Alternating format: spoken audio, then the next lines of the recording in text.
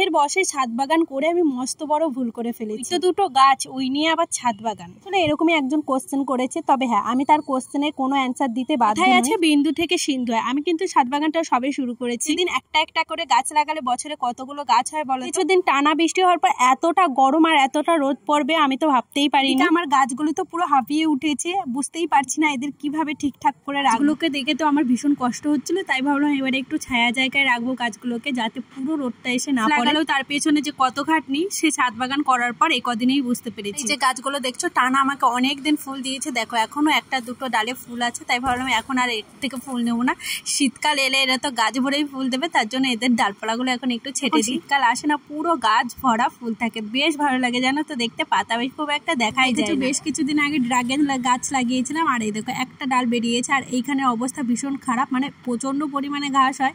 বেশ কিছুদিন আগে বেঁচেছিলাম, আবার ভাবলাম আজকে গোড়াটা খুঁজে একটু ভালো করে পরিষ্কার করে দিই। আর এই যে পত্তলিকা গাছগুলো, এগুলোর মুন্ডুগুলো আমি ছেটে দিলাম, কারণ অনেকটা বড় হয়ে গেছে জানো তো, আর ফুল কম হচ্ছে। তাই ভাবলাম ছেটে দিই, তাহলে অনেক ডালপালা গজালে আবার সুন্দর ফুল ফুটবে। আর এই করতে করতে তো প্রায় মানে সন্ধ্যা হব করছিল। ওই পাশে কিছু গাছ রেখেছি, আর এই যে ছায়া জায়গায় যেগুলো ফুল হচ্ছে না এখন, সেগুলো এই পাশে এনে রেখেছি। আর আজকে তো আমার পরিস্থিতি একদম খারাপ হয়ে গেছিলো। আসতে হবে, আসি, দেখা হচ্ছে নেক্সট ভিডিওতে। ভালো লাগলে প্লিজ কমেন্ট